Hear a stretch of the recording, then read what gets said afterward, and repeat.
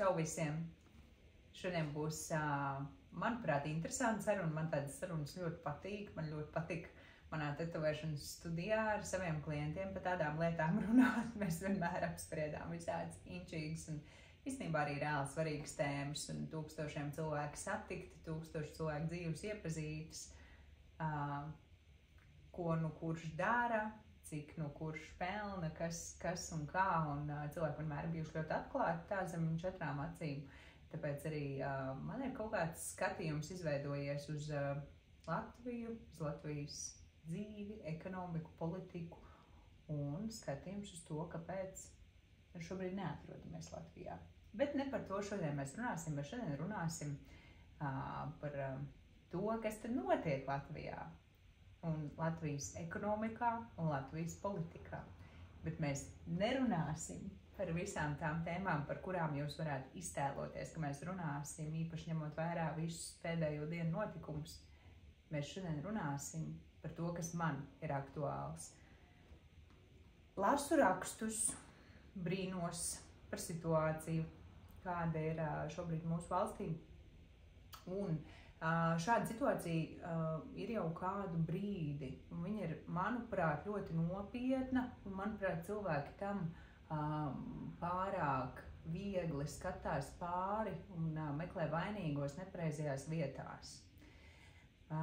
Vasarā es anonīmi Redditā izveidoju postu un ierakstīju tajā brīdī aktuālos jautājumus. Es gribēju uzzināt to, ko tad domā tie 62,000 cilvēki, 62,000 latvieši, kas Latvijas Redditā skatās un lasa info.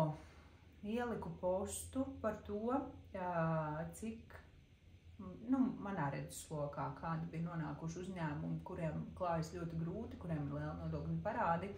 Un tad manā šajā te brīnišķīgajā skatījumā par to, kā vispār veidojās visu nodokļu parādi, es redzu tādu lietu kā nodokļu parādu lavīna. Un tā lavīna veidojas tādā 6 mēnešu, tas ir mans skatījums personīgais, 6 mēnešu periodā, kur no kaut kādas vienas summas, kas parasti svārstās starp 20–30 tūkstošiem, 6 mēnešu laikā šī lavīna ir uzaugusi līdz 120–130 tūkstošiem nodokļu parādā, un šo visu summu sastāda procenti vai kas cits, bet to mēs varēsim izrunāt, to Gustavs izskaidros, jo droši vien, ka es domāju kaut ko nepareizi, ne jau visu summu sastāda procenti, bet tas procents, cik tev ir jāmaksā, tāpēc, ka tev ir izveidojies parāds, ir tik ārkārtīgi milzīgs, ka tas uzņēmums vienkārši grimst un viņš nespēja atspērties.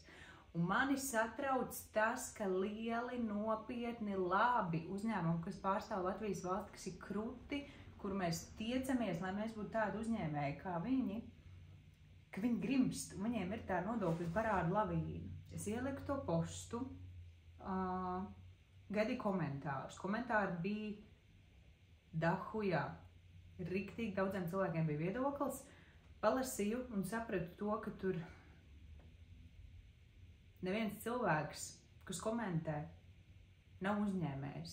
Tur bija viens vīrietis, kas bija bijis uzņēmējs, kurš rakstīja to, ka katrs uzņēmējs, kuram ir izveidojusies šāda situācija, pats ir pie tā vainīgs, un ka, ja tu nemāki taisīt uzņēmumu, tad nevajag. Man liekas, ka tas ir tik ārkārtīgi absurds viedoklis, jo tieši tas, kas Latvijā ir vajadzīgs, ir uzņēmēji, kas taisa uzņēmēju darbību un dod jaunas darbvietas cilvēkiem. Man šķiet, ka Latvijā ļoti vajag daudz un dažādas pakalpojumus. Viss kaut kas ir tādā lielā robā, ko vajadzētu ar kaut ko aizpildīt, bet nav. Un tie, kas ir, un tie, kas ir kruti, viņiem arī sūdīgi iet. Man ļoti bēdīgi bija lasīt to, ka amorāle, kas man, kā pirmkārt apģērba dizainerim, tā ir mana pirmā profesija, kur es esmu apguvusi skolā, par ko man ir izglītība un mans diploms. Man kā apģērba dizainerim tāda firma, kas ir sulīgi riktīgi, un viņi ļoti papildināja valsts vispār visu to dizainu tirgu, viņi iedeva vietu ārkārtīgi daudziem jauniem uzņēmējiem, kur noskatīties, špikot, taisīt kaut ko līdzīgu, augt, apaudzēt to ideju. Un tā bija vesela tāda kultūras sfēra, amorāla un mežģīnas, un tas viss, nenormāli krūti ir, ko viņi izdarīja. Vienkārši nenormāli krūti. Batons par to Inesei, bet cilvēki riktīgi nesaprot to, ka tas ir nenormāli slikti, ka lieliem uzņēmumiem tas tā notiek, un man bija baigpēdīgi lasīt tos komentārus. Nevis tieši tāpēc, ka cilvēki nesaprot to visu,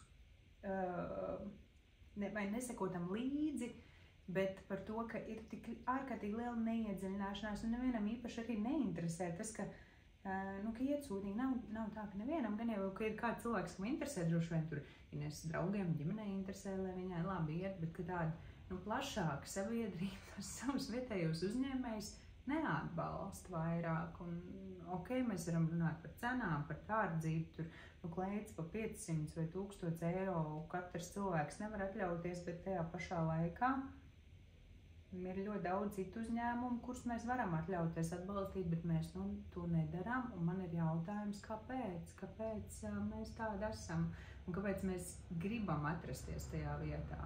Tas man nomāc.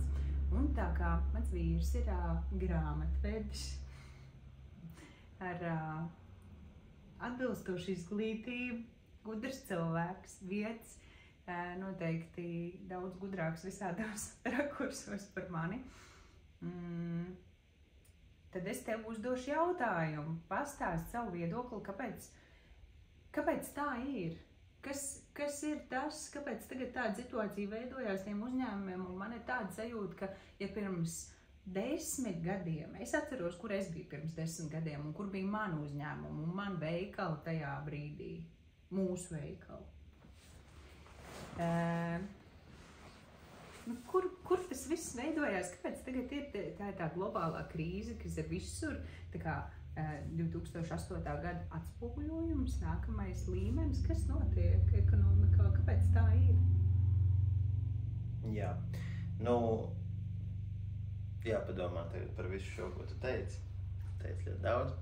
Es teicu ļoti daudz, jā. Man arī daudz domas par to ir un daudz sajūtas. Pirmām kārtām, es gribētu teikt, ka atšķirībā no 8. gada jau nav tā, ka visur ir briesmīgi. Ja 8. gadā, kā teikt, lavīnas veidā no ASV nāca uz Eiropu un uz Latviju, un tiešām bija tā kā saprotama situācija, bija slikti, bija bankroti un bankas un daudz, kas šobrīd tā nav. Mūs ar to baida. Jā, bet tā kā milzīga atšķirība, jebkurā gadījumā tad būtu tā, ka, ja Latvijā visi cilvēki būtu darbu zaudējuši pirms ASV krīzes, šajā gadījumā jau nekāda krīze vēl nav, ja neskaita karu, un kas, protams, noteikti ietekmēja sevišķi Baltijas reģionu, turismu un tā tālāk, un tā skaitā arī visus eksportus, importus un tranzītus, un tas, protams, tā ir. Bet īsti jau tāda krīze globāli vēl nav, un visur ietekmē arī, tas karš ietekmē arī, protams, arī Rietumē Eiropu, varbūt mazāk, un arī Ameriku ietekmē, un visas, teiksim, saspringtās situācijas starp Ķīnu, Ameriku, Taivānu, būtībā visur, viss tuvie austrumi, Izraēla un viss pārējais, bet es tomēr domāju, ka tās ir vairāk lokālas politiskas izvēles sekas, un mana nemīlamā partija Vienotība, kur jau vada valsti jau cik 15 gadu, teiksim tā, kopš iepriekšējās krīzes 8. gada ir pagājuši, 9. gads varētu drīzāk teikt, tad 16 gadi varētu būt pagājuši. Un, ja mēs atceramies, tad Valdis Dombrovskis vadīja tolaik vecā Vienotība, kur saucās vienkārši Vienotība, nebija jaunā Vienotība.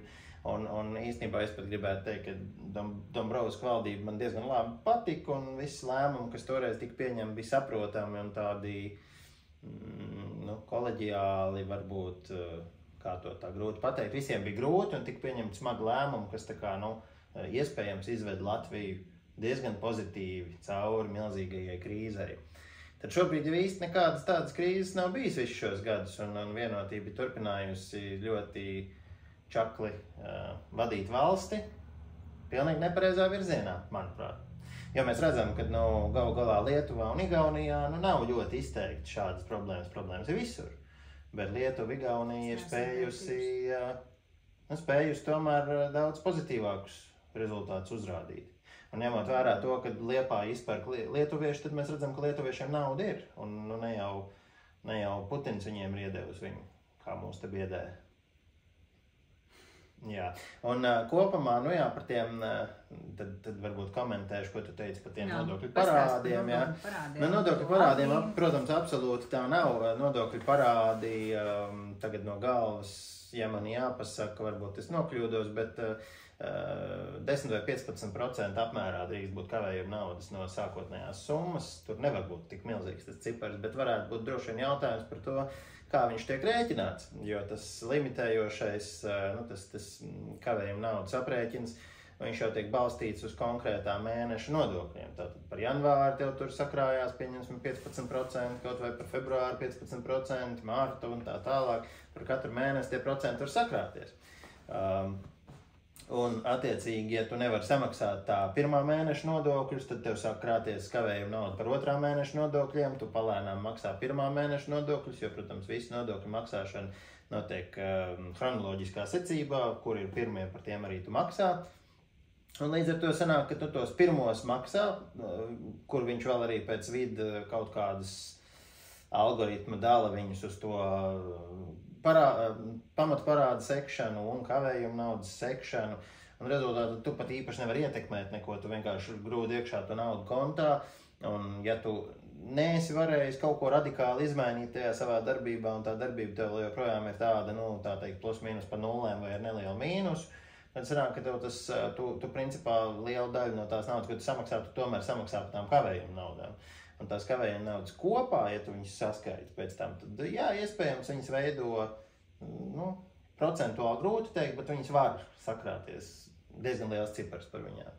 Un rezultātā, teiksim, arī man, dažādi mani klienti un neklienti un vienkārši cilvēki, ko es zinu, ir bijuši dažādi scenāriji un ir bijuši tiešām tādi, kuri vienkārši gadiem maksā savus parādus. Un ja mēs saskaitām, cik viņi to gadu laikā tajos, teiksim, samaksātajās kavējuma naudās, tad tā, pieņemsim, pie parāda 10 000, viņi varētu gadu laikā samaksāt, teiksim, 1,500 kavējuma naudās. Un tas parāds, viņš būtībā, viņš tāds arī saglabājās, un viņi tikai maksā, jaunie nodokļi nāk klāt, vecos tu it kā samaksā, kavējuma naudas samaksā, bet beigās tā summa paliek aptuveni tāda pati. Un tātad, ja tu nespēji kaut ko ļoti dramatiski izmainīt tajā savā darbībā, kaut kā optimizēt tos savus izdevumus, tad, vai ieņēmumus, tad, protams, tas viss saglabājās tāpat. Kur mēs savukārt varam pāriet pie tā, kad, kā teikt, ja tev nesanāk, tad nevajag taisīt biznesu. Un man tas burtiski tikko galvā skanēja. Un otrs komentārs no šī paša cilvēka bija par to, ka Francijā ir vēl dramatiskāka situācija, ka Francijā tikko kā tev izveidojas nodokļu parāds, tavu uzņēmumu klapē citus, to neesmu pārbaudījusi, bet pieņemsim, ka tas tā ir. Mēs nedzīvojam Francijā, mēs dzīvojam Latvijā. Francijā cik cilvēki, un cik tā valsts ir sena, kad viņi ir uztaisīti un kādas ir tās iestrādes visam. Un cik sena ir Latvija.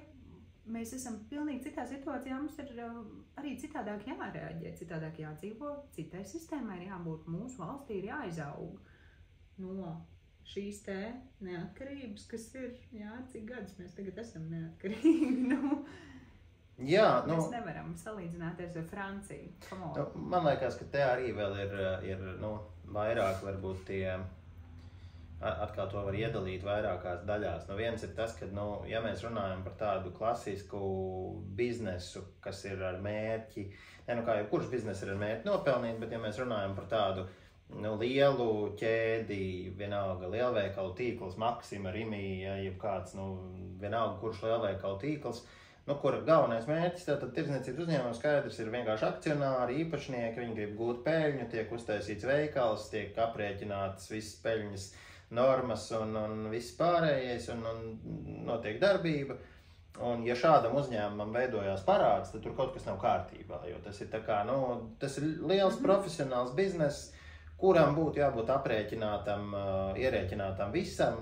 Varbūt krīzes situācijas, redz, kā, teiksim, bija Liepājas metalurgs, un arī viņš neizturēja krīzi, jo viņš bija novecojis neefektīvs uzņēmums, varētu arī, protams, tur noteikti par citām lietām runāt viņā, bet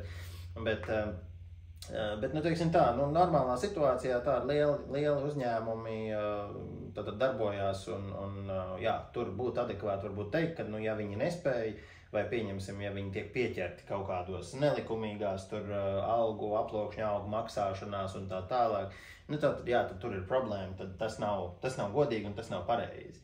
Bet ja mēs runājam, teiksim, par, ārzemēs to sauc par moms and pops stores, kas ir, teiksim, vietēji mērogi, sevišķi, ja mēs runājam par reģionālām pilsētām, kāda ir arī Liepāja, teiksim, tie ir mazie veikaliņi, kuru mērķis nav radīt eksporta produktu, kā parasti iesaka, vajag strādāt uz eksportu, teiksim, ja tu uztājas kafejnīcu, vai tā būtu Liepāja, vai tā būtu Aizputi, vai tā būtu Priekula, vienalga, kur, tu nevari izvirzīt kaut kādas baigās cerības, ka, tagad tu ar savu kafejnīcu, tagad turistu pūļus vedīs uz pilsētu. Droši vien, ka tu kaut kādu nelielu artavu tajā dod, ja tā tava lieta ir interesanta, bet, teiksim, vai cilvēks ieradīsies pilsētā tikai tāpēc, ka tur būs garšīga kafejnīca, tas ir ļoti apšaubām. Es ierastos, bet mēs atkal esam tā mazā daļiņa. Es vairs neatceros to fantastisko cilvēku veidu, kā tas saucās. Gustavs atbrauc no augstskolas, un viņš stāstīja par tādu atsevišķu nišu ar cilvēkiem, kas ir tā mazā kripatiņa, kas pērk visu kaut ko citādāku nekā pārējie un dara visu pretētais traumēm. Mēs riktīgi esam tādi cilvēki, tā kā mūsu šīs te vēlmes nav populārs, un viņas arī nav tik ļoti vērā ņemamas, izskatās no tāda biznesa viedokļa. Un teiksim, turpinot tātad par tiem mazajiem veikaliņiem, mazajiem biznesiņiem, kafejnīcām un visām pārējām lietām, normālās valstīs skarbi teikts, bet, teiksim, tādās, varbūt senākās valstīs, pieredzējušākās valstīs, ne visās, bet lielā daļā no viņām mēdz būt dažādi individuāli nodokļu režīmi. Vai tas attiecās uz algu nodokļiem, vai tas attiecās uz pieņemsim, es zinu, ka Polijā ir samazinātais uzņēmuma ienākuma nodoklis uzņēmumiem, kuriem apgrozījums ir līdz, atkal nepateikšu precīzi, bet diezgan daudz, pieņemsim, 200,000 eiro. Un, teiksim, tad tu savu peļņu kā īpašnieks var izņemt dividendēs, nevis tur par ierastajiem 20-25%, bet laikam bija 7 vai 9. Kas izklausās ļoti. Kas nozīmē, ka principā, ja tu kā uzņēmējs strādā, labi, tu tur sev aldziņu maksā kaut kādu, bet, ja tev tur kaut kāda peļņa ir izveidojusies, gadu beigās tu viņu var par ļoti lētu ciparu izņemt ārā. Kas būtu pilnīgi adekvāti. Jo atkal tas uzsvars jau ir uz to, ka 200, tāpat laikā pieņemsim tie 200,000, tā nav milzīga nauda. Tu neaizbrauks Lamborghini nopirkt, par 200,000 varbūt viņi nopirkt, bet ja 200,000 ir tavs apgrozījums, tad diez vai tu tiks pie vērtīgas mašīnas vai milz mājas, kaut kur Saurup mājas, tas vairāk būs tātad runa par to, ka tu varbūt varēsi aizbraukt atvaļinājumā uz Ēģipti, teiksim, reizi gadā, kas būtu pilnīgi adekvāti, tu esi uzņēmējs, tu daudz strādā, tev vajadzētu, kaut ko vismaz varētu izdarīt,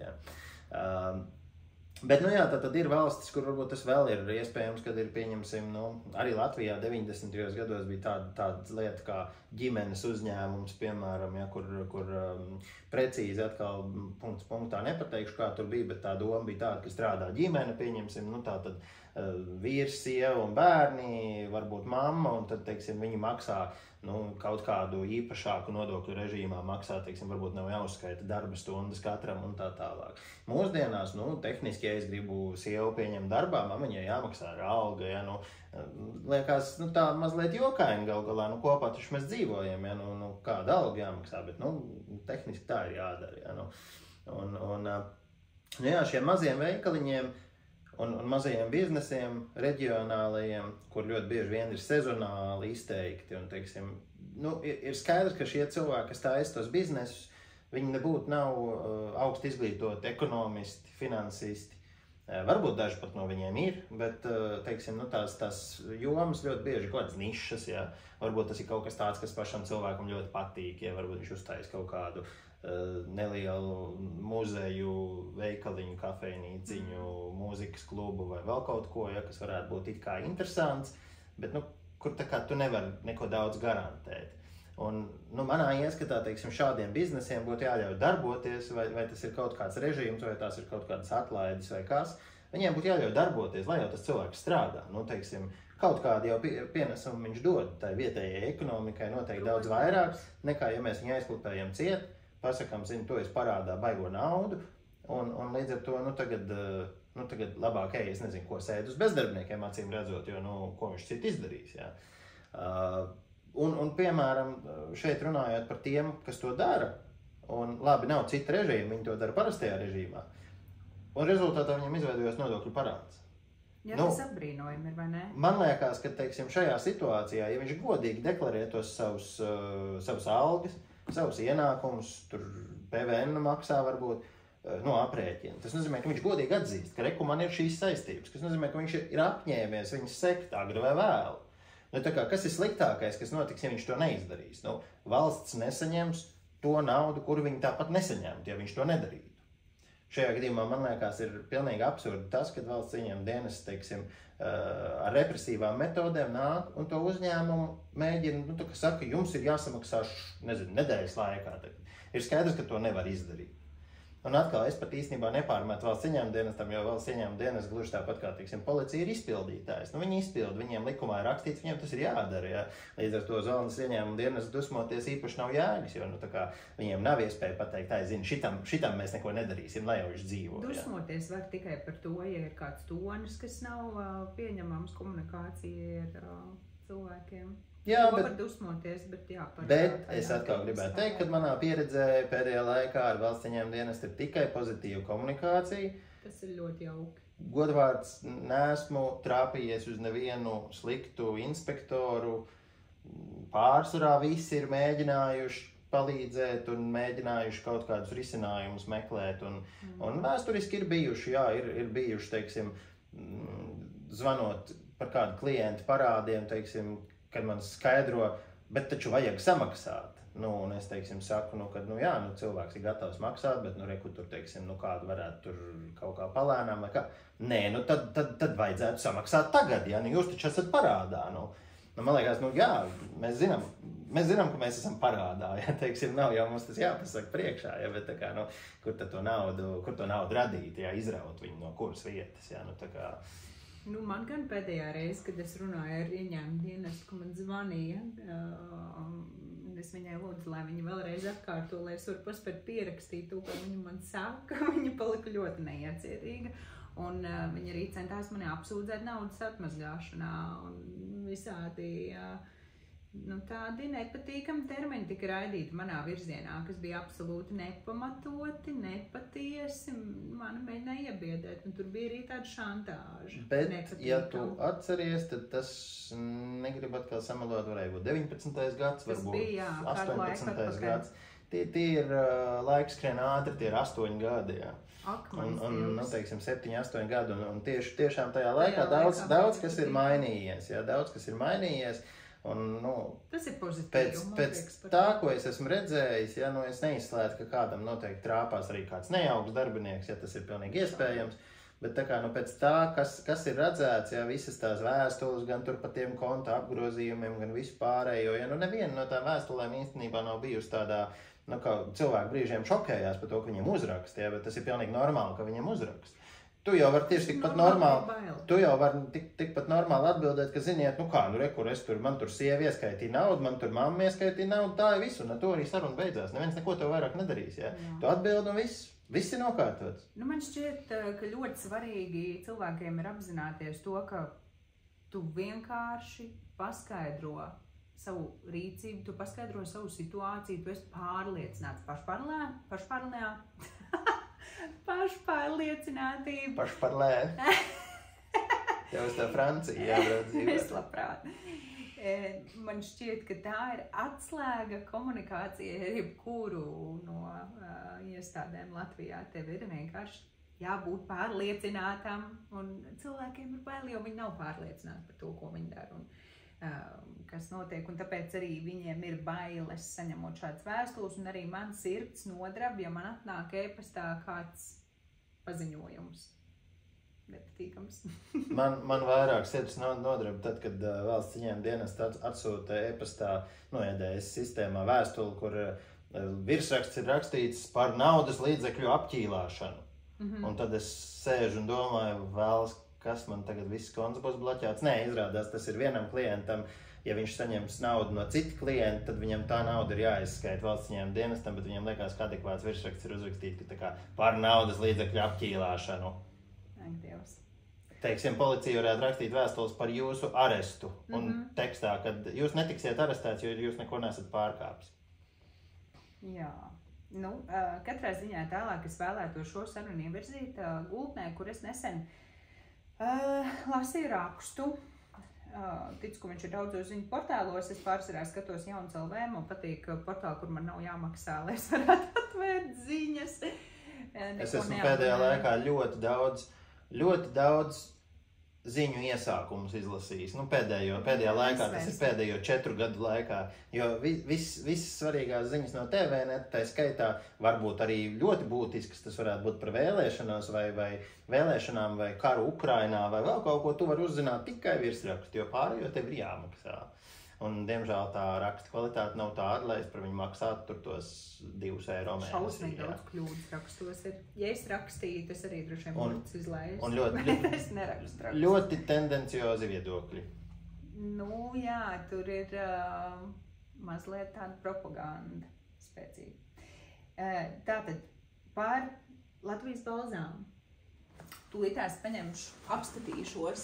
Tātad tas, ko es parasti daru, tad, kad man interesē, kāda ir reālā situācija, es ieju firmas LV un izpētu, kas tad ir šajā brīdī aktuāls. Tur varbūt tā kā 150% grauds graudā uz to momentu, kas ir šajā sekundē, nebūs atrodams atbildes, bet tur var apskatīties par kaut kādiem aptuveniem datiem, kas ir par iepriekšējo mēnesi un par iepriekšējiem gadiem, kas tad uzņēmumā ir noticis.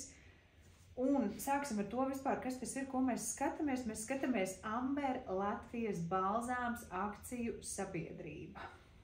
Lasīju to, ka viņiem ir liels nodokļu parāds.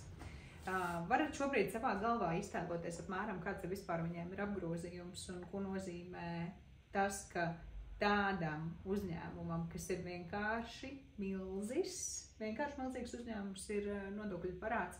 Tātad šobrīd viņiem nodokļu parāds uz 5. novembri ir 17 miljoni 694 127 eiro. Jūs stādaties priekšā šīs summas 17 miljoni. Tas nozīmē to, ka ir dirsā. Ir slikti, ir ļoti slikti. Un ja nodokļu parāds ir tādai firmai kā Latvijas balzāms, tad ir riktīgi apakaļā.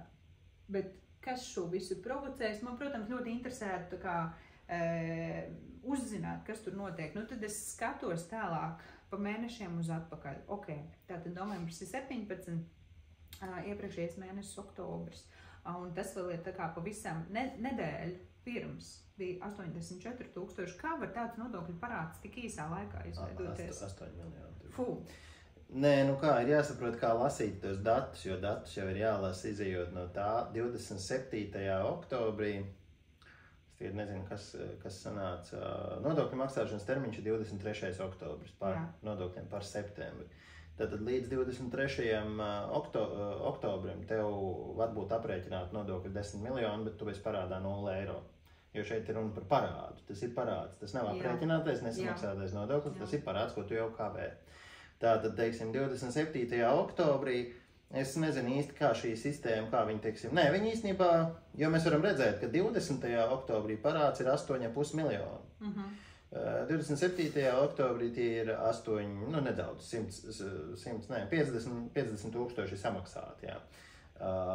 Ir bišķiņ mazāks. Pēc tam 5. novembrī ir pavisam liels. Tas scenāriji ir tātad dažādi, kas var būt. Viens variants ir tas, ka tas vienkārši ir pēc tātad tiem termiņu maksājuma iestāšanās termiņiem. 23.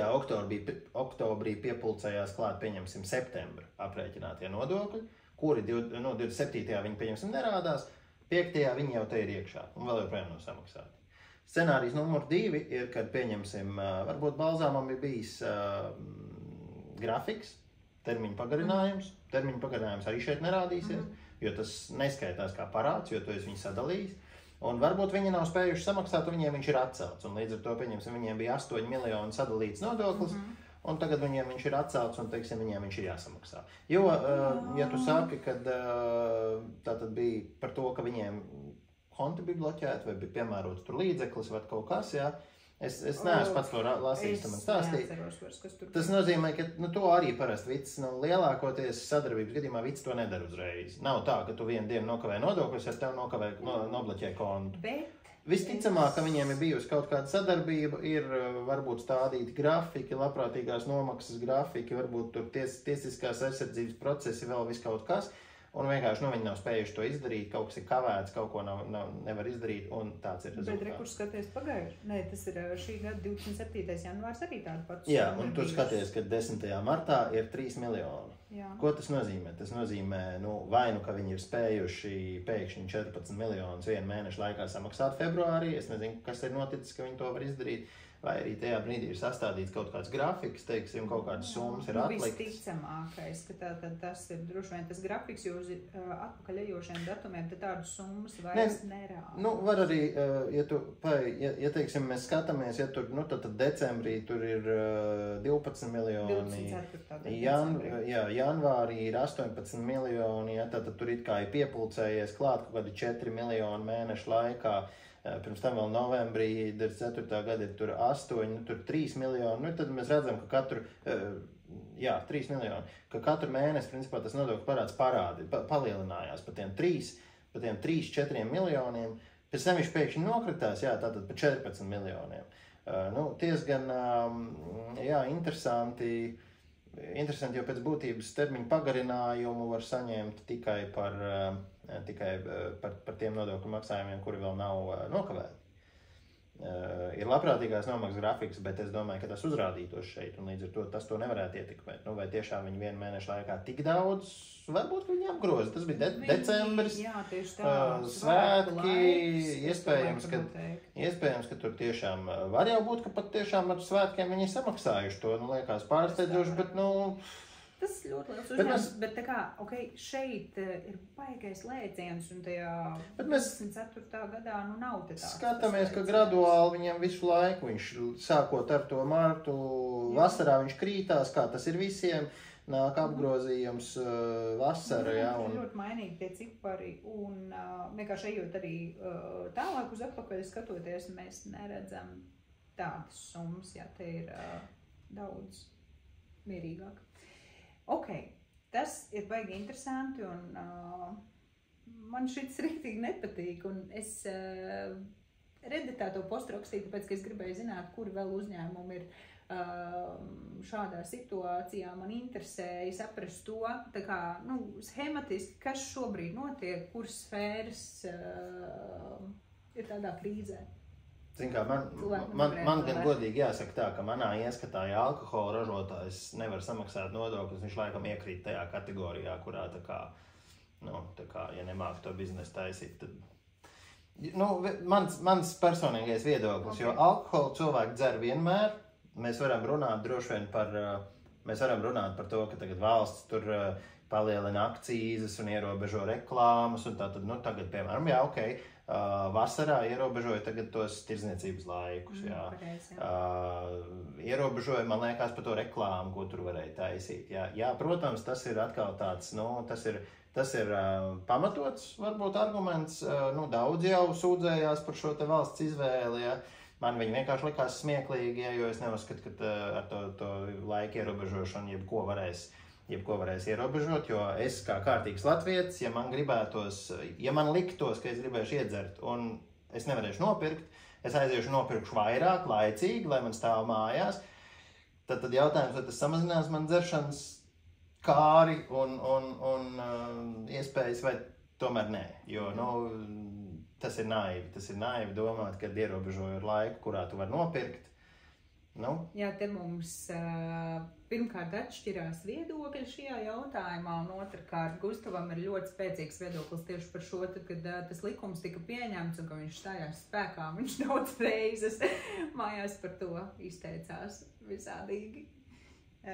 Man nekad, teiksim tā, man nekad nav bijusi tik briesmīgi vajadzība iedzert, līdz ar to tas man it kā no vienas puses nesatrauc, no otras puses arī tas, ka man vienmēr ir kādi man mīļākie dzērieni mājās stāvējuši, un ja es ļoti gribēju viņus iedzert, tad viņi jau tur bija, līdz ar to atkal tā kā, es pieļauju, ka tas varētu sāpīgāk būt tiem, kas no rīta varbūt meklē to aliņu svētdienas rītā, ja, tad, teiksim, varbūt tiem cilvēkiem tas tiešām, varbūt, ka tas viņiem palīdz, varbūt, ka tas viņus aizved uz to točku vietējo, ja, tā kā, to es nemāku spriest, bet man vienalga liekas, ka tas ir tāds, tas ir, kā lasīju savukārt, vai tas bija cēsu alus, bija kaut kāds viens no šiem ražotājiem bija rakstījis par to, kad salīdzinājis, cik maksā saldinātie dzērieni Latvijā, Lietuvā, Igaunijā, un secināts, ka dēļ tā, kad Latvija kā vienīgā valsts Baltijas valstīs, kur ir uzlikusi akcīzi saldinātiem dzērieniem,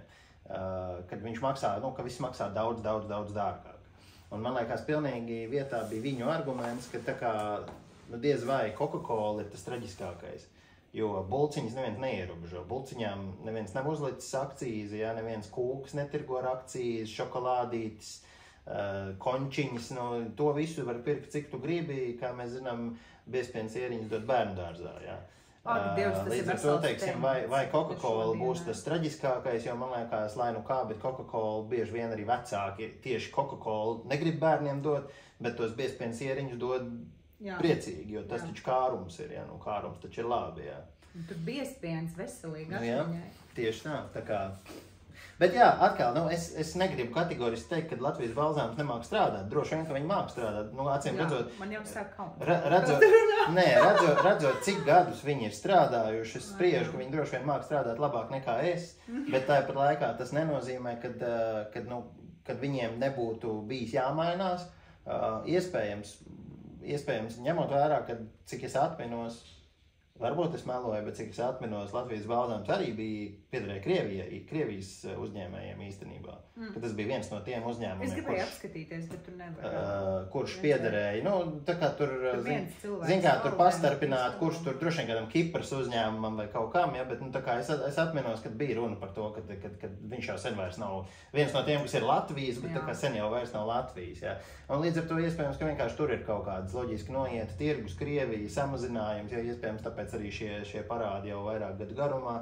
Un teiksim, varbūt tas viegli jau ir, protams, teikt, paņem pārorientējies uz rietumiem, ja, bet tu ej un izmet ārā tur Asti Martīnī, ja tur izspied no viņu vietas, ja tur Bacardi un pārējos, tur nevar mēģināt aizbraukt uz Franciju un vienkārši pārņemt visu Francijas tirgu ar saviem, teiksim, Baltijas reģionu dzērieniem. Kur tu viņus vēl realizēs, kurš Latvijā tik daudz cilvēku nav, lai viņus nopirkt, jo tā kā tagad tas tā, bet vienkārši varbūt man ir mazāk žēl balzāmu Latvijas, nekā, pieņemsim, man ir žēl kaut kādus nelielos mazos uzņēmējus, tā izskaitā arī to pašu Amarāli, kas tomēr arī relatīvi mazs uzņēmums, jā, un kuri tomēr attīsta to, kuri rada to vietējo atmosfēru, varbūt tieši tajos reģionos. Jo pieņemsim, ja mēs padomājam, mēs ar tevi ceļojam, braukājam, ko mēs braucam apskatīt. Mēs nebraucam uz McDonaldiem, jā. Mēs nebraucam apskatīt citā pilsētā, Coca-Cola nopirkt, jā. To mēs varam izdarīt mājās, tad mums nav vajadzīgs aizbraukt uz, teiksim, Turciju. Mēs gribam aizbraukt kaut kur un apskatīt, vai tā ģeogrāfija varbūt ir kaut kāda cilvēku dzīve vietējā, kaut kāda dabas skati, un tā skaitā mēs gribam paēst vietējā restorānā kaut kādā, varbūt viņš būs negaršīgs. Apmeklēt vietējo cilvēku radītos uzņēmumus, redzēt, ko viņi tur taisa. Es vienmēr meklēju tā kā vietas, kur ir tā kā amatnieku nami, apskatīties, kas ir tas, vai viņš šeit ar keramiku nodarbojās, vai viņš šuj kaut ko, vai tā kā, kas šeit notiek. Un es teikšu, ka Latvija ir ārkārtīgi bagāta ar šo visu. Mums ir kultūrā, rokdarbi, radīšana, ārkārtīgi talantīgi cilvēki. Es visu laiku domāju, ka tur, piemēram, mēs aizbrauksim uz Rumāniju, un ka tur būs kāds, kas sēž un cikina kaut ko. Tur nekā nebija. Tur nebija. Mēs Rumāniju krustu šķērs izbraucām, un viņi tirgo Ķīnā pasūtītus suvenīrus, ja, un latvieši taisa ar rokām. Mums ir varena tauta ar fantastiskām spējām. Mēs to par maz novērtējam. Tas ir jāliek lietā un ir valstī, ir to jāapzinās. Viņai ir jāapzinās to, kāda ir tā mūsu kulturālā vērtība uz pārējo tautu fona. Mums ir jāattīst turisms nes naudu. Cilvēkiem ir jāmaina savus viedoklis par to, ka viņi negrib turistus. Ja? Mēs Pāvilos tā taisījām biznesu, ja? Vietējie negrib, ka tur kaut kas notiek, negrib, ka vakaros mūzika skan vai tur atkal tur kāds atvēries. Šitas vienkārši ir jāizskauž, jums ir vienkārši jāsāk laist biznesu iekšā pilsētās. Nu, un, kad tur skan mūzika. Priecājieties par to, ka nāk cilvēki, ka ir aprite, ka ekonomikā kustās nauda vienkārši. Nu, šis ir tāds absurds, un tas vienkārši ir jāizbeidz. Mums ir jāaicina cilvēki visur, kur jūs aizbraucat, ir jāstāsta par to, cik Latvija ir kruta, cik tur ir forši, ir jāslavē, mums ir jābūt materiāliem, kur mēs varam parādīt to, kādā pilsētā mēs dzīvojam. Mēs aizbraucam uz citām valstīm, mēs gribam parādīt bildes no Latvijas, ja? Ieguglējam vienkārši. Latviju ieguglējam Liepāju. Tās pirmās bildītes, kas tur lekas ārā. Tas ir tas, ko mēs varam parādīt citai tautai. Rekur brauciet pie mums uz Latviju ciemos. Un ļoti svarīgi ir tas, kas tur parādās. Ja? Tas bija absolūtākais absurds, kad mēs bijām, manuprāt, tajā pašā Rumānijā vai vismaz tajā pašā braucienā. Es uzliku ceļu uz mājām, ka mēs braucām atpakaļ savā telefonā kartēs. Un kartes iPhone'ā ņem no Wikipēdijas bildēm, bildes, ja? Un tad, kad mēs ceļojām pa visām šīm te pilsētām vietām, Eiropā mums bija mēnesis garš ceļojums, Gustavs teica, aizbraucam uz to pilsētu paskatīties, es ierakstīju tās pilsētas nosaukumu un skatījos, kādas bildes kartēs lec ārā, ja, kurā vietā būs interesanti. Es ierakstu Liepāja un es esmu šausmās un man tirpst rokas un galva, skatoties to, kādas bildes tur rādījās. Tur bija 9 stāvenis, drūms laiks, viss bija pelēks. Tas ir tas, kā mēs Liepāju parādām pasaulē. Nu, es gan vērsos ar šo jautājumu vairākas reizes pie mūsu pilsētas pārstāvjiem, šo visu rādīju un stāstīju. Un tas tā nevar būt. Tas ir jāmeklē veidi, kā to izdzēst, un ir jārāda sevi smuki un jāvelk tie turisti pie mums. Un šobrīd arī mums ir šīs te turismu izmitināšanas vietas, ja, mītnes. Mēs zinām, ka ar mītnēm var pietiekami labi nopelnīt naudu. Tas ir tas, kā mēs varam pabarot to parasto cilvēku, jā, nevis. Kā mēs varētu nosaukt to kungu, kas Liepājā ir uztaisījis tās daudzās vietas, es negribu viņu saukt vārdā. Varbūt, ka mums ir kāds jauks apzīmējums, lai mēs varam vienkārši salīdzināt to. Man vajag ideju. Labi, idejas man nav, saukšu viņu vienkārši par kungu.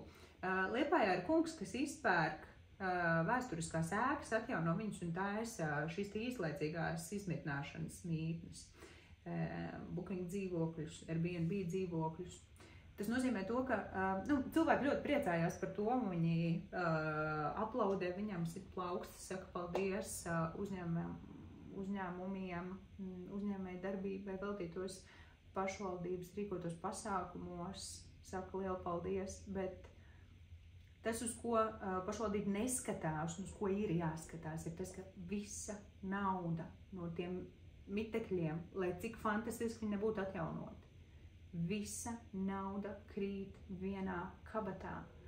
Un šis te kungs neies pie visām Liepājas frizierēm, apgriezt matus, viņš neies taisīt manikīru, viņš neatbalstīs visus tos vietējos ģimenes uzņēmumus. Un vienkārši ir jābeidz pašvaldībai atbalstīt to, ka visa nauda krīt vienā kabatā. Ir jādomā, kā izdarīt tā, lai tos uzņēmumus var uztaisīt arī pārējie cilvēki, lai ir aprit, lai tiek gan man, gan viņam, lai mēs visi varam viens pie otra iet un to naudu tērēt. Jo šobrīd tas, uz ko mēs ejam, tas nav tas, kā tam būtu jānotiek. Nu, zin kā, es tev varu daļēji piekrist, daļēji nē, jo, nu, protams, varētu gribēt, lai tiek visiem. Par to mēs nevaram strīdēties. Tāpat laikā šim kungam neviens jau nedod naudu, lai viņš pirktu tos īpašumus. To naudu viņš tur, nu, zin kā, pretīm nākšana, bet tāpat laikā, ja pie manis atnāk kungs un pasaka, ka es gribu no tevis nopirkt pat, teiksim, tur 100 000 un man tas apmierina, nu, vai tā kā jāliek kāju priekšā un jāaizliedz man pārdot, kā tas atkal, nu, es pieņemsim, gribu nopelnīt naudu, jā. Es domāju, ka šeit vairāk ir runa par to, kad es nedomāju, tas varbūt nav tik daudz pilsētai, tas tomēr es uzskatu, ka ir valstiski, jā, jo nav šo režīmu, kā iedrošināt cilvēku, parasto cilvēku strādāt, kā dibināt savu uzņēmumu, uzsākt savu biznesu. Atgriežoties pie 8. gada krīzes un Valda Dombrovska, man ļoti iemīļotā politiķi, ja, nu, lai vai kā, bet viņa laikā tika izstrādāts un ieviests mikrouzņēmuma nodoklis. Jā, es atceros, viņš nāca un cilvēki bija priecīgi un vēr vaļā uzņēmumu. Kurš bija tajā brīdī būtībā, nu kā, daudz cilvēki bija zaudējuši darbu. Arī mums bija mikrouzņēmumi. Jā, bet, nu, teiksim, mēs tā kā uzsākām savu biznesu ar to, bet daudziem cilvēkiem iespējams, ka viņam bija bizness beidzies vai viņš bija atlaists no darba, un tas bija vienīgais, principā, ko viņš varēja darīt, kas bija efektīvs un pieņemams. Un, teiksim, jā, mēs arī sākām, tolaik bija 7%, man liekas. Varētu būt, man liekas, ka 7 bija mazākais, kas bija tas nodoklis. No apgrozījuma samaksāt 7%. Pilnīgi adekvāti, pilnīgi ok. Es uzskatu, ka, teiksim, ja cilvēks nav gatavs tos 7% samaksāt, nu tad viņš ir krāpnieks un tad viņš nav gatavs, teiksim tā. 7% tas ir skaidrs, ka tev kā valstī dzīvojušam cilvēkam ir jāmaksā nodoklis. Tu nevari sagaidīt, ka tu vispār neko nemaksās. Nu, tā kā, tu taču tomēr pa kādu asfaltu staigā, ja, nu, pat ja tu neizmanto medicīnu, skolu, vēl kaut ko, nesagaidi pensiju, nu, kaut vai tik daudz, ka kanalizācija tur kaut kāda ir izbūvēta un tā tālāk. Kanalizācija izbūvē no pašvaldības naudas. Nē, īstenībā viņu samaksā izbūvē no ūdens apsaimniekotāja naudas, kuru mēs samaksājam, bet, nu, sākotnēji, teiksim, kaut kas tur ir radies, labi, nu, tas karavīrs ir valstī, ja robežsargs ir, ja, nu, kaut kas ir bišķiņi, ja, nu, tā kā 7% nodoklī samaksāt ir ok. Es pat teiktu tik daudz, ka 10% ir pilnīgi ok. Un varbūt pat 15%. Ja 15 būtu tas mans limits, kurā es teiktu, ka principā 100% visiem cilvēkiem būtu jāmaksā nodokļi. Ja tas nodoklis būtu 15%, pieņemsim no tavu tur apgrozījumu, peļņas, nu vienalga no kaut kādas algas, ja, es domāju, ka nebūtu jābūt strīdiem par to, kad ir kaut kādas aploksņa algas un tur negodīgas lietas. Ja. Tad, kad tie nodokļi, jo viņi kāpja augstāk, ja, jo, protams, tas viss paliek jau daudz nu tā, apšaubīgāk, jo, kā mēs arī redzējām līdz ar mikro uzņēmumu, ja, viņš jau būtībā apzināti tika izskausts tagad, ja, jo, nu, dēļ tā, ka it kā nevienmērīgie, teiksim, nodokļi tur režīmi, citiem tur nav apdrošināšana tik daudz un tā tālāk, ja, bet tā kā tā būtība, jo augstāk tie procenti auga, jo, protams, bija nejēdzīgāk, jo it sevišķi tā kā tas bija nodoklis, kas tiek maksāts no apgrozījuma, nu tad iztēlojamies, ka ja tu tirgo preci, tu viņu nopērc par 50 eiro, tirgo par 100, nodoklis tev jāmaksā no 100. Ja tev jāsamaksā 25% nodoklis, tev jāsamaksā 25% par nodokli, 50% par preci, tev vairs tik 25% paliek. Ja. Nu, agrāk tev, pieņemsim, būtu palicis 43. Ja. Nu, milzīga atšķirība, tu būtībā pusi vēl esi zaudējis. Ja. Līdz ar, un savukārt tik ierobežotas profesijas, tās, kur bija pakalpojums sniedzēji, kuri nedrīkstēja sniegt zem šī režīma, ja nemaldos, tā skaitā grāmatvedība arī nevarēja iet, tāpēc, kad skaidrs, ka pakalpojumiem tas bija izdevīgi, jo tev ir nu, preces pašizmaksas. Tev tik, cik tu tur datoru nopērts, varbūt tur programmu noīrē, ja. Līdz ar to daudz cilvēku to būtu lietojuši. Un manā ieskatā vajadzēja ļaut viņiem lietot, un vajadzētu atkal ļaut lietot, jo, pieņemsim, visiem šiem mazajiem reģionālajiem uzņēmumiem, vienalga, vai mēs viņus dalām tiešām pa reģioniem, jo es domāju, ka Rīgā tā problēma nav tik izteikta. Jo tāpēc es arī domāju, ka lielākoties valdība nesaprot, par ko ir runa, jo viņi sēž Rīgā, viņi no Rīgas neizbrauc, varbūt uz Mārupi, varbūt uz Ķīpsalu, bet tā kā viņi neizbrauc ārpus Rīgas. Un līdz ar to viņi nezina, kā ir dzīvot Liepājā, vai vēl trakāk, teiksim, tur Aizputē, Kazdangā, un vēl mazajos miestos, kur, pieņemsim, ziemā, tu izej uz ielas un tu domā, vai vispār šeit ir kāda dzīves dvēsele. Bet arī Liepājā tā ir, un tas, ko mēs pieredzējām, atrodoties no 22. gada decembra Liepājā uz galvenās ielas, pašā epicentrā, lielā iela 7, kur vajag būt dzīvībai visu laiku, jā, teorētiski tādā lielā pilsētā kā Liepāja vajadzētu būt, ka cilvēki staigā pa ielu, ka viņi iet, nezinu, jebkur, kaut vai uz darbu, jā. Tukšums, katra nedēļas diena, darba diena bija pilnīgs tukšums, ir sajūta, ka tu esi vienkārši izmirušā vietā, kāpēc tas tā ir, un vasarā atkal tie turisti brauc, un mums veikalu gāza apkārt. Šovasar bija pilns cilvēkiem. Piemēram, pat nerunājot par ārzemju turistiem, ļoti labs periods bija no Ziemassvētkiem līdz jaunajam gadam, mazliet pēc tam, jo tad bija visi tie no Anglijas, Īrijas, Vācijas, Zviedrijas, Norvēģijas sabraukuši atpakaļ pie ģimenēm, visi tie, kuri ir aizbraukuši. Un tu jūti, ka tiešām uz ielas to vienu nedēļu cilvēku ir daudz, ja. Un tā kā, tas... lietuvieši bija daudz arī ziemā, es redzēju tieši, ka pie mums, tas ir tas, ko es pēc savas pieredzes saku.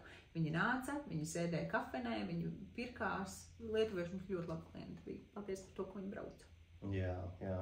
Bet, jāstrādā uz turistu. Bet kopumā, jā, es vienkārši uzskatu, ka vienīgais tas, tāds saprātīgais ceļš uz priekšu ir izveidojot kaut kādus šos īpašos režīmus.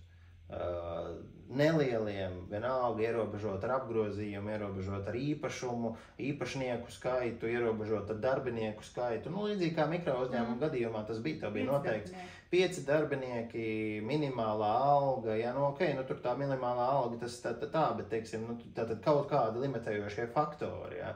Jo tad, kad tu cilvēks grib Liepājā, Aizputē, Rēzeknē, jebkur uztaisīt savu nelielo kaut kādu uzņēmumu, kur tu gribi kaut ko darīt, vienalga tiešām kaut vai labo mašīnas vai vēl kaut ko, tad tu nevari prasīt no tā cilvēka, lai viņš strādā vienā svaru kategorijā, pieņemsim tur ar lielajiem grandiem, jā.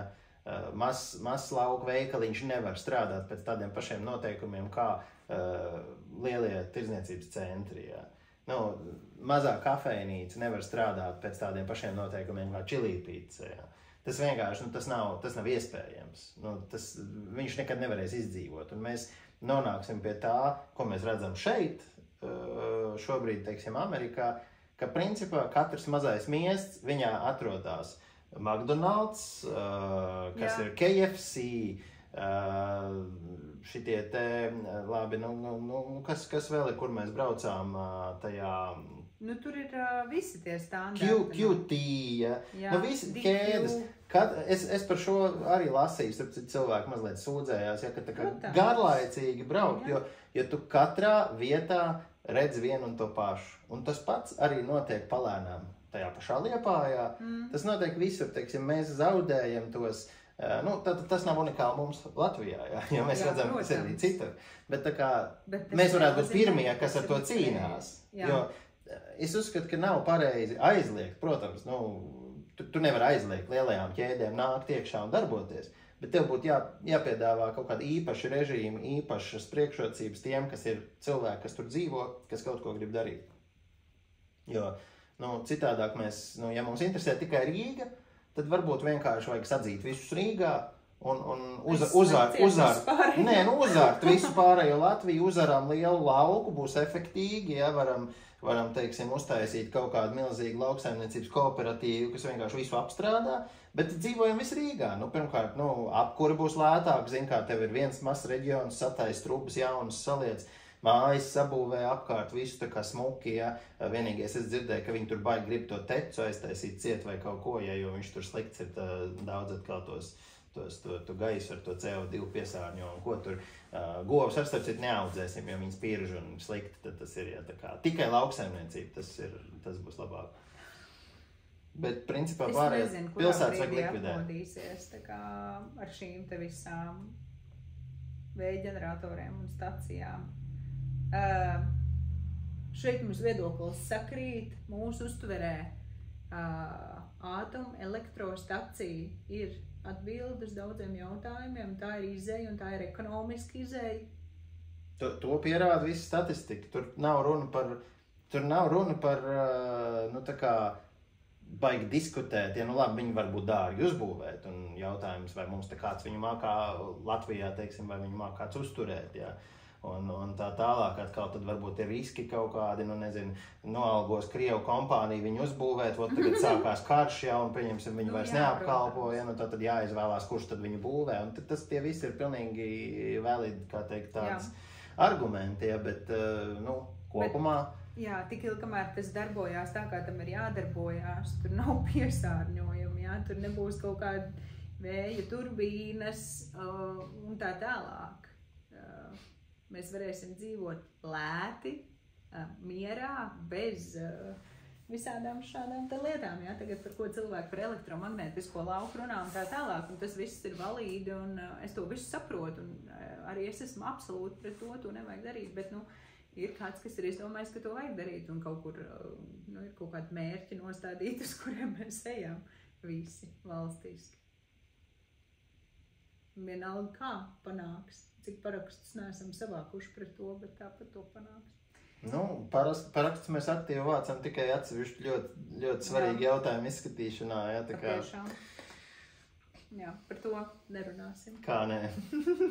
Es nevēlos šāds temats. Vismaz šobrīd nevēlos cilāt mūsu kanālā. Nu, runājot tieši arī, piemēram, par to Latvijas balsēm, droši vien, ka varam skatīties kaut kāds paralēls lūk par to, ka tikko pārdevās arī Valmiera Muiža, noskatījos interviju ar Valmiera Muiža dibinātāju un līdzīpašnieku. Es dzirdēju ļoti daudz argumentus. Nu, viņiem arī bija tieši tāpat situācija ar nodokļu parādiem, kas vilkās, un viņš nolēma pārdoties ārzemniekiem. Vienkārši mēs uz to ejam, un kāpēc visiem foršajiem Latvijas uzņēmumiem ir jāpārdodās ārzemniekiem, vai jānobankrotē? Labi, nu, tehniski viņi nepārdevās. Nu, kā mēs uz to skatāmies? Nu, Aldars ir latviešu uzņēmums. It kā jā, bet viņš nepiedara latviešiem. Cēsols ir latviešu uzņēmums, viņš arī vairs nepiedara latviešiem. Nu, viņi pārdevās Cēsolumu pēc būtības. Jā. Nu, kas tā kā pozitīvi jau, ja viņus tur atstāja viņiem darboties Latvijā un tā tālāk ar savām metodēm, viss ļoti labi. Nu, tā kā nav jau svarīgi, kam tu piedari, jā. Nu tā, ja tu padomā par to. Jo es atceros, savulaik bija cilvēki kliedza par to, kāpēc dāņi taisa cūku fermas Kurzemē un Latvijā, kad tas ir briesmīgi. Bet savukārt, nu, tad neviens arī nevar atbildēt uz jautājumu, kāpēc tu netaisi tās cūku fermas. Nu, neviens nav tās cūku fermas aizliedz taisīt. Mēs varam atbildēt uz šo jautājumu, bet jā. Neviens tā kā, nu, nevienā brīdī gal galā nebija tā, kad atbrauc valdība un teica Dānim, es tev iedošu tagad 1 miljonu, lai tu uztaisi cūku fermu. Ja? Nē, nu, Dānis atbrauc, uztaisīja cūku fermu un tā kā viņi tur organizēja. Nu, Latvijas to varēja darīt, viņš to nedarīja. Ja? Līdz ar to turnus arī mēs paši esam vainīgi. Varbūt atkal varēja būt kāda aktīvāka rīcība no valsts puses, kaut kāds atbalsts, ja teiksim, kaut kādas, bet, nu, protams, tur ir vajadzīga arī cilvēka iniciatīva, lai viņš to grib darīt, jā. Dānija daudz ilgāk ir bijusi neatkarīga valsts vai vispār valsts kā tāda ir super stipra sistēma. Mēs zinām, ka Dāņi ir lauksaimnieki, esam Dānijā bijuši neskaitāmas reizes, redzējuši, kā tur lietas notiek un, nu, par ko šī valsts ir, nu, kur viņi ir izaugusi. Latviešiem idejas pietrūkst, viņi ir bailīgi, viņi nespēja sevi pēdējā laikā īstenībā ir arvien labāk, bet atkal tos pašus 10 gadus atpakaļ latvietis sev nevarēja iztēloties, ka viņam tagad cūku ferma piederēs, viņš cūku audzēs. Nu, tā kā vidējais aritmētiskais latvietis, nerunāju par dažiem, nu, tādiem ļoti uzņēmīgiem cilvēkiem, bet lielākā daļa cilvēku, kurus es esmu ikdienā satikusi ar viņiem runājusi, viņiem ir bail no jebkāda veida uzņēmējdarbības, viņi pat iedomāties nevar, ka viņi var kaut ko darīt. Viņiem vajag, ka kāds atnāk un pasaka, bet tu drīksti šito darīt. Un kurš tad to darīs? Tagad internetā tikai populāri ir Instagramā. Nestrādā citiem. Nu, tā kā sievietēm vispār vairs nav jāstrādā, jā? Tas ir tagad tas populisms.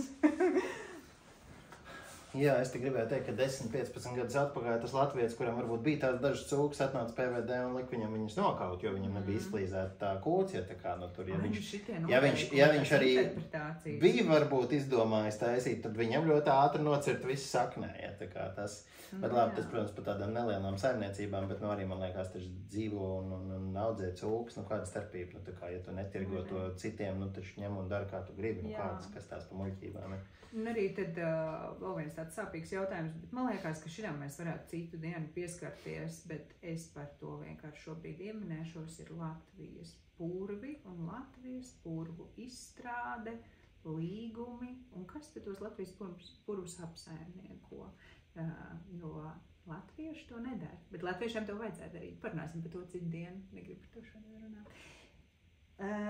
Ok. Tātad Amorāli esam apskatījuši, Valmieru mūžu esam apskatījuši. Pēdējais, varbūt, ko mēs varētu tā kā apskatīt un šeit iesaistīt daudziem cilvēkiem, visticamākais nebūs zinām šāda firma, bet tā kā tie bija mūsu sadarbības partneri, tad mēs tādu zinām.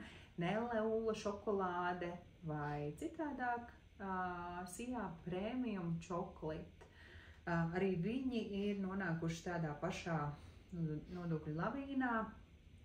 Šeit es atceros, ka es lasīju Facebookā komentārus vienu no mūsu klientēm veikalā ienāca, viņa pirka to šokolādi un tāda, wow, ka jums viņu vēl var nopirkt, diez viņai ir izdevies pārdot to savu uzņēmumu vai nav, nu, ka tur kaut kādas problēmas ir bijušas un es pēc tam pat nezināju, ka manam sadarbības partneriem kaut kādas problēmas ir un iegāju internetā lielām acīm lasīju visādus rakstus un šeit pat ir tāda situācija, ka cilvēkam tiešām ir augstākā izglītība finansu jomā, kur viņam ir izpratne par lietām, ko viņš dara, lai arī komentāros cilvēki rakstīja, ka vajag jau tur izglītību un nemāki taisīt biznesu, tad netaisi.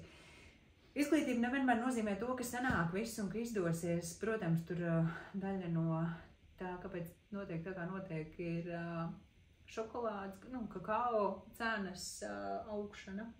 Par cik reizēm viņš tur uzauga, nenormāls summas bija, tāpēc tas ir tā kā viens no faktoriem. Un man tādas dusmas iekšā bija, mēs no viņiem gribam tās šokolādes pasūtīt. Un ok, jā, viņiem ir ieņem dienests kontus, nobloķējis. Viņiem bija. Jā, viņiem, tā kā ir jāsadarbojas ar to ieņēmumu dienestu un jācenšas ir kaut kādā veidā to visu situāciju izstrept. Un redzu nereāli daudz Instagramā reklāmas, Facebookā reklāmas, varbūt, ka es esmu arī tieši viņa target audience, ja tur sieviete vidējā vecumā dzīvojoši tur un tur, kurai pilnīgi noteikti garšo nelulu šokolādi. Un mēs no viņiem pēdējo pasūtījumu gaidījām cik ilgi? Tehniski, ja mēs viņu gaidām vēl šodien, jā, bet tā kā... Uztaisam pasūtījumu, gribam tirgot viņu šokolādi, paku nesūta, visu laiku sola, ka izsūtīs un mēnešiem vienkārši vēl garumā, nekas tur nenotiek. Skaidrības pēc, mēs jau nebijām samaksājuši par viņiem, mums bija jāmaksā pēc tam, tā kā šis nav stāsts par to, ka samaksā un neatsūta, bet vienkārši tā kā, lai tu varētu pārdot, tev vajag viņu saņemt. Uzņēmēju darbībā šādi tas notiek, tev sūta ar pēcapmaksu veikaliem preci. Tā kā tiem, kas klausās šo podkāstu un nav darbojušies uzņēmēju darbībā, tad nebrīnaties. Mēs būtu nopirkuši un samaksājuši, tā nebūtu nekāda problēma, bet tur vispār pilnīgi nulle komunikācijas un, es nezinu, Latvijā vienkārši tās šokolādes firmas viena pēc otras taisās vaļā un pēc tam varās ciet un tas ir kaut kāds melnais caurums viņiem. Nebija beigās vairs ar ko sadarboties, jau iepriekš tur viena firma bija arī, kas nevarēja pasūtījumus izpildīt, par kuriem gan mēs bijām samaksājuši, gan tur preci palika parādā un tā firma gan jau projām šobrīd darbojās. Bet ar Neleulu arī kosmos kaut kāds un viņiem arī tie milzīgie nodokļu parādi. Te gan varbūt mazliet citi apstākļi. Es skatos to reklāmu apjomu, domāju, cik viņi ir naudu samaksājuši visās tajās meta reklāmās. Nu, tur ir vājprātīgi summas, tie milzīgi tūkstoši, ko viņi katru mēnesi tur grūž iekšā. Un kāda jēga ir tās reklāmas ņemt un taisīt, ja tu preci nevari aizsūtīt? Nu, ok, mēs esam mazs veikals un mēs noteikti neesam viņiem tā kā vajadzīgākie sadarbības partneri, bet negribās tā kā, lai tavu preci var nopirkt arī Liepājā. Tur ir laikam jautājums par to komunikācijas kultūru, ja teiksim, jo nu, arī pat tie citi, ko tu minēji, citas firmas, nu, ja vajadzēja, viņi teica, ka, zin kā, būs jāsamaksā priekšapmaksa, ja tur, teiksim, ok, samaksājām priekšapmaksu, varbūt Ziemassvētku liels pasūtījums un tā tālāk, ja. Līdz ar to šeit jau tas pats, ja bija problēma ar naudu, varēja pateikt, samaksā pirms tam, tad es aizsūtīšu, ja, nu, tā kā, ok, bet ja man nesaka, man jāsamaksā, kāpēc, lai es zinu, ka man tas jādara, piemēram. Nu, jā, ja mēs visu laiku esam darbojušies pēc kaut kāds vienas sistēmas gadiem, pilnīgi ok ir, ja viņiem vajag, lai samaksā, tā nebūtu problēma. Man liekas, ka viņi tur kuļās. Mēs jau šobrīd nezinām vēl joprojām īsti tos iemeslus. Neko tā kā, nu, labi. Un pati īpašniece visu laiku rīko kursus un liek visādus foršus video ar smukām fotosesijām, liek bildītas un video, kā viņi piedāvā šis te meistarklases un visu kaut ko, bet nu, tā kā taustām. Es katru dienu domāju par to viņas Dubais šokolādes trifeli. Tu saproti, es tās bildes Instagramā redzu. Un es atkal atceros, kā es darbā viņas varēju ēst. Man liekas, es vienu pati gandrīz visu to kastizēju. Jā. Un es gribēju tās trifeles, un es viņas nedabūju. Tā ir tāda vilšanās. Bet, nu, ok. Uz šīs te nots, kuras fantazēju par tam trifelēm, beigsim šodienas sarunu. Paldies visiem, kas noklausījās. Es nezinu, cik jums šādas sarunas būs bijušas interesantas, bet šis ir kaut kas tāds, kas man šobrīd nomāc, un es ļoti, ļoti ceru ziņās neieraudzīt, ka vēl kādam uzņēmumam slikti iet. Es novēlu, lai visiem iet labi, lai izdodās. Lūdzu, atbalstam vietējos uzņēmējus, pērkam vietējo produkciju. Varbūt tev ir kādi ieteikumi? Jā, nu tu jau pateici par to atbalstu. Es varu tikai teikt, ka es ceru, ka valdība saņemsies un padomās loģiskāk Latvijas nākotnes vārdā. Man liekas, ka tur novērš uzmanību vienkārši cilvēkiem no reālām problēmām. Ar tiem balsojumiem, domāju. Tur nu, ne tikai tas, vispār viss tas, kas notiek, ir ļoti liela uzmanības novēršana no realitātes, no tā, kas patiešām ir vērā ņemams, par ko ir jāuztraucās, un ir jāuztraucās par citām lietām. Mēs jau sākām runāt pārāk daudz. Jā, pārāk daudz. Es atvainojos vēlreiz. Tiekamies nākamajā epizodē. Paldies, ka skatāties, un paldies par daudzajām foršajām vēstulēm. Tik liels prieks ir lasīt to, ko jūs mums rakstat. Liels paldies! Tiekamies!